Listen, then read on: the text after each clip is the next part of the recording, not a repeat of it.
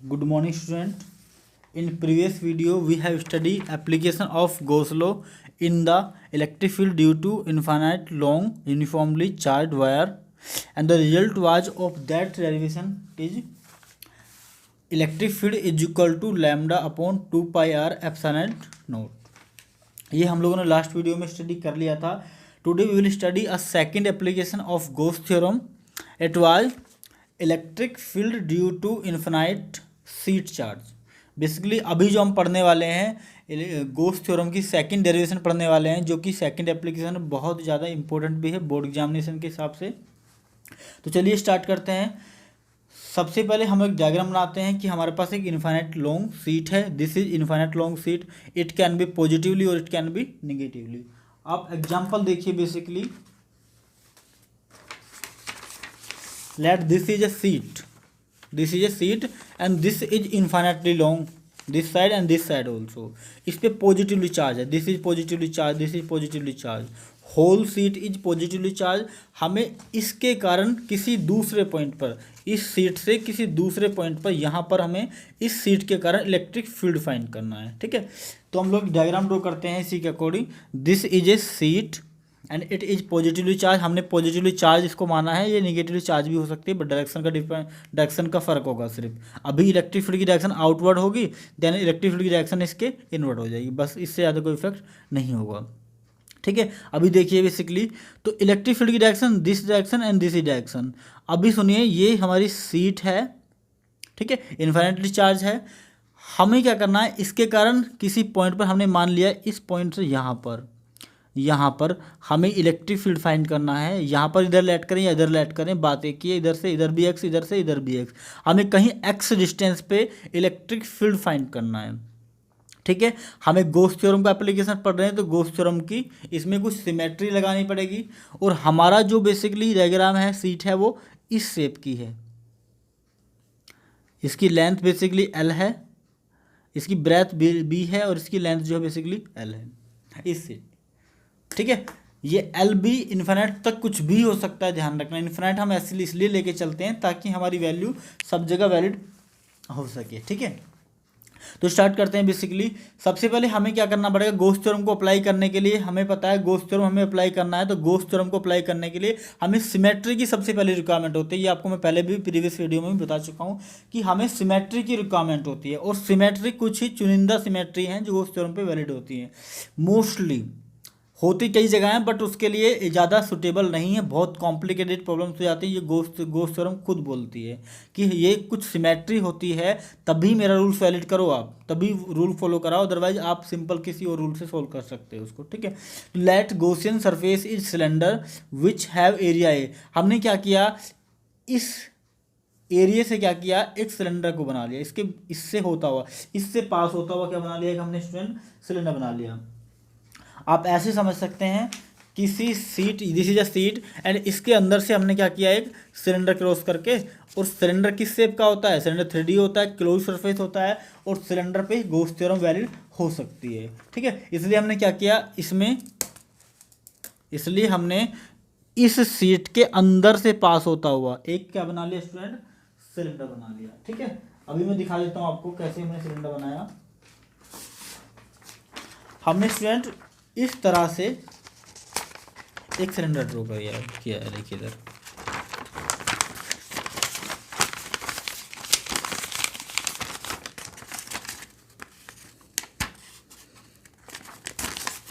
ठीक है स्टूडेंट, ये दिखाई दे रहा होगा आपको.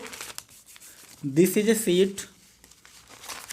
सीट एंड इसके हमने क्या किया, क्रॉस करके एक सिलेंडर बना लिया है डायग्राम में. अब उससे क्या होगा, बेसिकली ये सिलेंडर की सिमेट्री हमारी गॉस थ्योरम पे वैलिड होती है, क्योंकि सिलेंडर एक 3D सरफेस होता है, क्लोज सरफेस होता है. और हमारी जो सीट है ये बेसिकली इन्फिनिट है. तो हम क्या करते हैं, इस सिलेंडर में इस एरिया, ये दिखाई दे रहा है, ये वाला जो एरिया सिलेंडर ने कवर किया, दिस एरिया, इस एरिया के कारण इलेक्ट्रिक फील्ड फाइंड करेंगे, क्योंकि इस एरिया पर भी तो चार्ज होगा. ये पूरी सीट चार्ज से भरी हुई है. अब जो एरिया मैंने कवर किया इसके द्वारा, इस एरिया पे भी तो कुछ चार्ज होगा, उसके कारण भी इलेक्ट्रिक फील्ड होगा.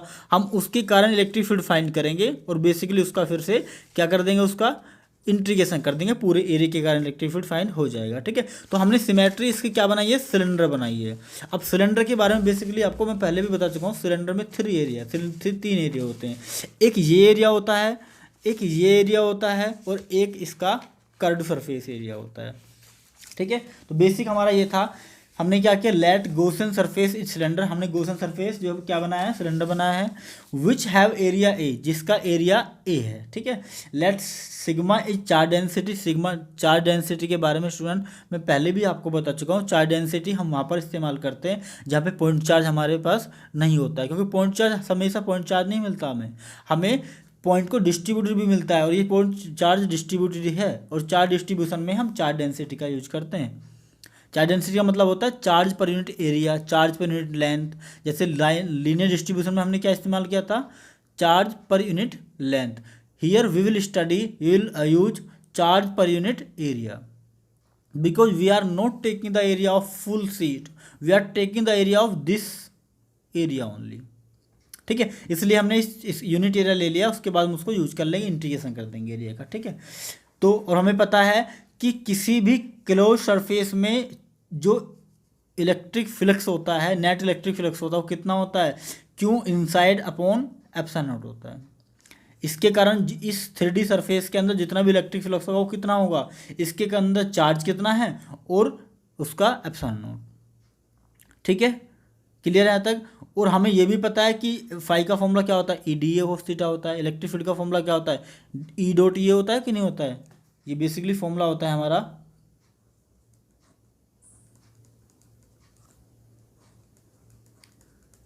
ई डॉट डी ए होता है, या आपने कई जगह देखा भी, वो डी एस लिखा होता है कई जगह है। ठीक है, तो इस डॉट को खत्म करके मैंने इसका मैग्नीट्यूड लिख रखा है ई डी ए कोस थीटा।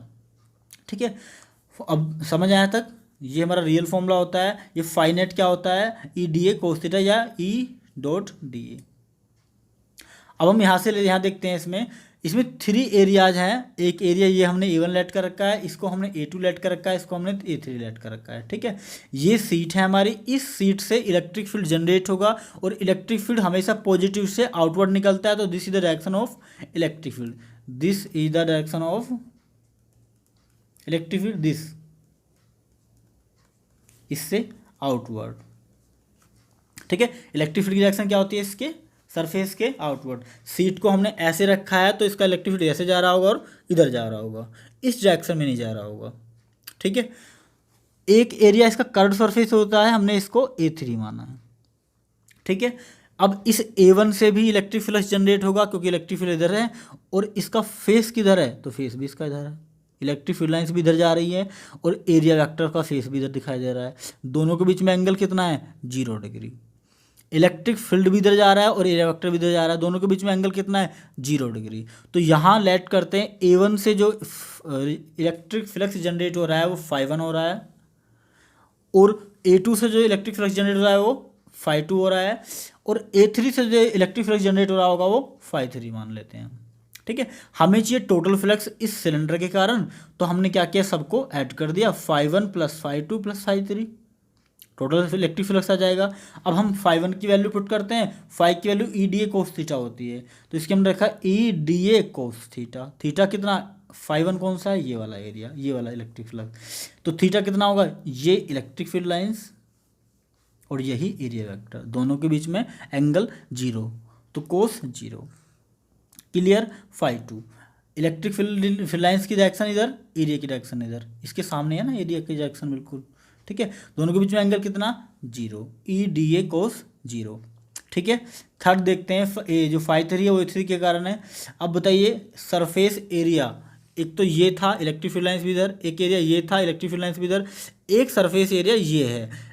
इसका एरिया वेक्टर ऐसे है लेकिन इलेक्ट्रिक फील्ड लाइंस ऐसे है। बताइए दोनों के बीच में एंगल कितना है। बेसिकली ये इसका सरफेस एरिया है, एरिया वेक्टर है, ऊपर की तरफ जो येलो पेन दिखाई दे रहा है, और ये इलेक्ट्रिक फील्ड लाइंस की डायरेक्शन, दोनों के बीच में एंगल कितना है, 90 डिग्री। तो it will be E D A cos 90। Clear है यहाँ तक। अब दोनों की वैल्यू पुट करते हैं, ई डी ए कोस थीटा की वैल्यू 0 की वैल्यू 1 होती है, तो 1 ये ई डी ए बचा, ये भी ई डी ए बचा, और ये 0 हो गया। क्लियर है, ई डी ए को ऐड किया 2 ई डी ए हो गया, और ई डी ए का इंटीग्रेशन कर लेते हैं, क्योंकि डी ए क्या है, मतलब integration of A D A का इंटीग्रेशन किया तो 2e को बाहर ले लिया, 2e डी ए का इंटीग्रेशन किया, डी ए का मतलब छोटा छोटा एरिया होगा, छोटा छोटा सा एरिया लेके डी ए का इंटीग्रेशन का मतलब होता है, स्टूडेंट मैं पहले बता चुका हूँ आपको, इंटीग्रेशन का मतलब होता है स्मॉलेस्ट पार्टिकल को पकड़ो और पूरे का इंटीग्रेशन मतलब होता है पूरे का एरिया निकाल लो। हम छोटे छोटे छोटे, ये डी ए का मतलब होता है बहुत छोटा सा area, what the means of D A, बहुत छोटा सा एरिया। अब छोटे छोटे से एरिया को हम सबको ऐड करेंगे तो स्टूडेंट्स सिंपल सी बात है, सभी क्या हो जाएंगे, ऐड हो जाएंगे और पूरी सीट का हमारा एरिया आ जाएगा। ठीक है, तो इट विल बिकम 2EA, ये लिखा हुआ है, दिखाई दे रहा है यहाँ पर। ठीक है, अब सुनिए, क्योंकि हमें फाई नेट, ये फाई नेट है, फाई नेट लिखा हो total electric flux, phi net का फॉर्मूला हमें भी पता है, ये भी तो होता है phi net, charge inside upon epsilon not, हमने इसकी वैल्यू पुट कर दी। ठीक है, equation number 1, equation number 2, equation number 3, तीनों को एक साथ मिला लिया है। इसकी जगह हमने फाई नेट की जगह क्या रख लिया है, हमने Q inside upon epsilon not रख दिया है। ठीक है, इज इक्वल टू 2EA। ठीक है, अब क्यू इनसाइड जो है हमारा बेसिकली उसका फॉर्मूला क्या है, ये इलेक्ट्रिक फ्लक्स है टोटल उसके अंदर, वो कितना है, Q is equal to sigma A. Q is equal to sigma A, sigma क्या है, charge density, areal charge density या सरफेस चार्ज डेंसिटी। ठीक है, तो इसकी जगह हमने रख दिया सिग्मा ए, रख दिया हमने, Q is equal to sigma A, ये पुट कर दिया हमने, दिखाई दे रहा है इधर, दिस क्लियर है। इधर 2EA, ए से ए कैंसिल और ए 2 को हम इधर ले आते हैं तो it will become E is equal to sigma upon 2A। क्या आपको ये क्लियर समझ आया, electric field is equal to sigma upon 2 epsilon naught, this is very very important derivation for board examination. So अच्छे से इसको स्टडी करना, अगर अभी भी कुछ क्लियर नहीं हुआ है, कोई डाउट है तो आप क्या करेंगे, मुझे कमेंट बॉक्स में बता सकते हैं। ठीक है, क्लियर है यहाँ तक, this was the electric field due to infinite sheet of charge. Okay.